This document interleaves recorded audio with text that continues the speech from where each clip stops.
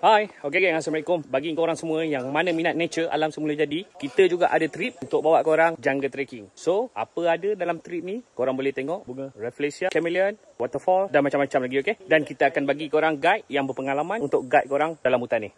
Jom kita tengok. Sebelum masuk hutan, diorang dapat taklimat daripada Abang Zaid. Abang Zaid bagi diorang daun ketum. Diorang guna daun ketum untuk menggosok-gosok. Lepas gosok, diorang sapu kat badan. Lepas sapu, senyum sorang-sorang. Ini acara serahan tongkat sakti. Diorang dah dapat tongkat. Jom masuk hutan. Sekarang kita berjalan untuk menuju ke lokasi bunga. Macam-macam haiwan, macam-macam tumbuhan yang kita jumpa. Abang Zaid akan explain pada diorang satu persatu. Maaf, tadi aku tipu korang. Yang kita gosok-gosok tadi, itu daun senduduk tau. Daun senduduk ni banyak manfaat dia. Berhenti pendarahan bagi luka-luka kecil. Boleh protect daripada nyamuk gigit. Orang zaman dulu siap jadikan sebagai sabun. Yelah, zaman dulu kan tak ada sabun. Sepanjang aku jalan ni, banyak betul jumpa chameleon. Dalam bahasa Melayu, aku panggil sesumpah je. Jangan sampai aku sumpah kau lah.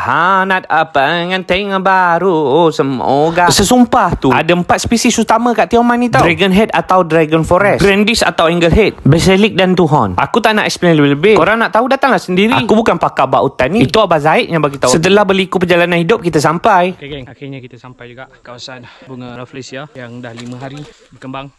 Tengok apa yang aku jumpa. Okey geng, inilah bunga Rafflesia. Nama Melayu dia aku panggil bunga Pak Ma je, bukan Papa Mama. Umur baru setahun jagung bercinta dah Papa Mama, Papa Mama. Okay, untuk korang yang berminat buat trip jungle tour, korang boleh cari aku juga. Dan kita bersama Abang Zaid, nature guide kita. Mari.